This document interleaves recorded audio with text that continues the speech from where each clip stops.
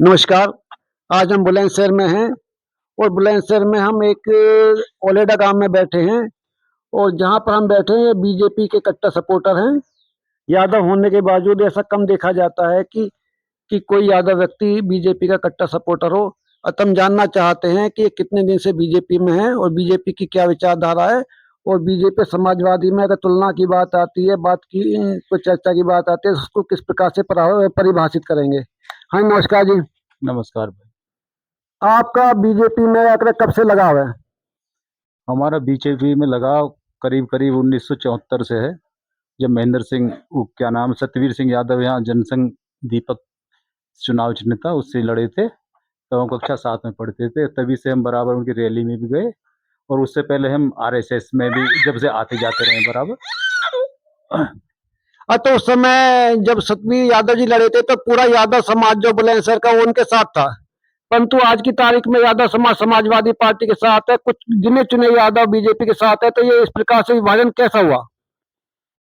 हाँ, इसका कारण ये हुआ, पहले यादव अधिकतर क्षेत्र का पूरा ही बीजेपी के साथ था, जनसंघ के साथ था, लेकिन उसे सतवीर सिंह को टिकट नहीं मिला।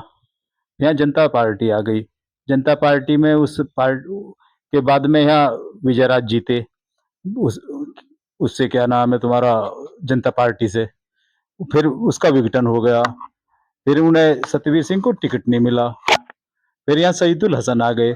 तो उस समय शहीदुल हसन ने ऐसा क्षेत्र में वो बनाया, जितने भी यादव के प्रधान लोग थे वो उन्होंने अपने कवर में अपने पास कर लिए, जबकि सतवीर सिंह को टिकट भी मिला। यादवों में उस समय फूट हो गई, जिससे सतवीर हार गए जनसंघ से बार बार, दोनों बार। एक कारण और था, इंदिरा गांधी की गोली लग गई उस समय, उसकी वो थी हवा कांग्रेस की। पहले जनता पार्टी टूटी, उस वजह से उसकी हवा थी, तो इसलिए सतवीर हार गया। तो आदि यादवों का एक तरह से क्षेत्र का जो संगठन है वो भी टूट गया उसी के साथ। तो जो आपकी आंकड़े जो बहुमत का यादव मुलायम सिंह यादव के साथ है, समाजवादी पार्टी के साथ है, फिर गिने चुने यादव बीजेपी के साथ है, तो कोई विचारधारा का मामला भी इसमें बीच में आ जाता है क्या? विचारधारा तो ऐसी है, मुलायम सिंह एक जातिवादी, यानी हम यादव हैं, और जो जैसे हम जैसे लोग हैं, हम पहले हिंदू हैं बाद में यादव हैं। और भाई हिंदू सुरक्षित हैं तो यादव सुरक्षित हैं, बाकी हमारा किसी से ना दुश्मनी है, ना किसी से किसी तरह का बैर भाव है। समाज में विकास होने चाहिए, विकास के काम होने चाहिए। हिंदू हिंदू है या मुसलमान है, सिख है या ईसाई है, सबका। लेकिन वहाँ वो अपनी जाति के नाम पे अपनी रोटी सेकता है। बाकी और बता, यादव किसका बढ़ावा? अपना ही परिवार है जो भी कुछ है। लेकिन बीजेपी में मोहन यादव भी है, वो बीजेपी का है। आज की तारीख में जो समाज है वो ये कहता है कि जो विशेष करके यादव समाज है कि बीजेपी की पिछड़ी जाति विरोधी विचारधारा है, आरक्षण आदि में वो नुकसान करती है और दिल से कभी नहीं चाहती कि आरक्षण से ढंग से लागू हो, जिस कारण से मतभेद होते हैं। तो क्या आपको उन मुद्दे ये प्रभावित करते हैं या नहीं करते? आरक्षण की विरोधी होती तब प्रधानमंत्री बैकवर्ड कास्ट का, यानी बैकवर्डों के खिलाफ होती तो बैकवर्ड प्रधानमंत्री क्यों बनता? प्रधानमंत्री बैकवर्ड क्लास का ये मुद्दा सब बहकाने वाले हैं और बरगलाने वाले बरगलाते हैं। जो हम पे असर ना होता, हम तो निश्चित हैं कुछ लोगों पर असर हो जाता है, लेकिन इसमें भी टूट टूट होती जा रही है। मुलायम सिंह से भी लोग हटते जा रहे हैं।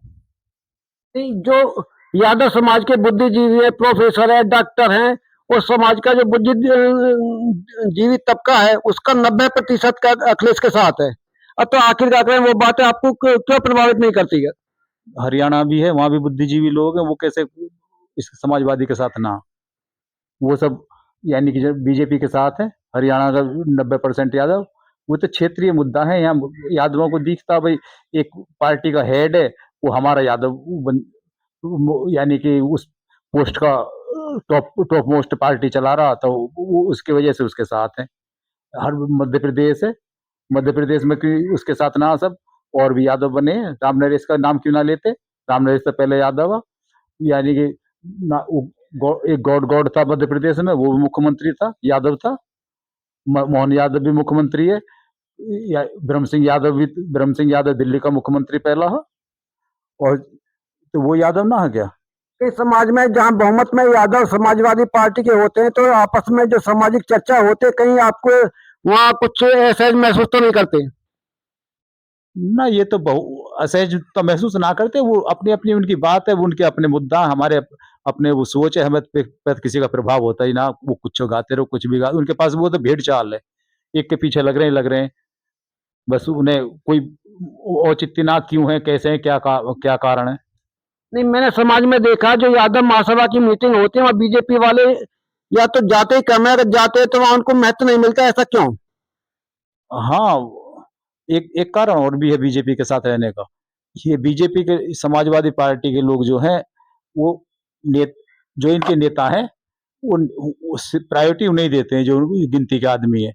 लेकिन हम जो इसमें जुड़े हैं, सबसे बड़ा कारण ये है, पहले आरएसएस में किसी भी तरह का कोई भी आदमी हर घर में आना-जाना संपर्क रखते हैं, छोटे से, बड़े से, कोई पैसा वाला कम है या अछूत है, जिसे अछूत मानते हैं, सबके पास में आना-जाना, उठा-बैठ की कोशिश करते हैं, संपर्क में आते हैं। इनके लोगों के तो पास में जो समाजवादी थोड़ा अहम है। वो अपने-अपने की वो फ़ोटो खिंचवाने के चक्कर में किसी से यही ना कह पाते भई, संपर्क में आके भई तुम इधर इधर चलो, हमारे साथ चलो। आप पढ़े-लिखे समाज से बिलॉन्ग करते हैं और काफ़ी जानकारी है। तो क्या आप हमें बताएँगे वर्तमान में उत्तर प्रदेश में बीजेपी में यादव की भागीदारी कितने कितने लोग विधायक हैं, कितने सांसद हैं या जो अलग-अलग आयोग होते हैं, भर्ती आयोग होते हैं, बहुत सारे होते हैं, उनमें यादव की क्या भागीदारी दी हुई है? ना, मुझे तो मेरे पास तो कोई इस तरह का आंकड़ा है ना, ना मैंने कभी गौर करी, ना मैं ये चीज़ें पढ़ता करता देखता, पर हमें तो ये पता जो काम हो रहे हैं राष्ट्र हित में हो रहे हैं, देश हित में हो रहे हैं, समाज हित में हो रहे हैं। अभी हम बुलंदशहर के ग्राम नोएडा में ये सज्जन से मिले, वो बीजेपी के कट्टर भक्त हैं या सपोर्टर मान सकते हैं, या विचारधारा से बहुत ज्यादा प्रभावित है, या राष्ट्रवाद की विचारधारा को ज्यादा मानते हैं।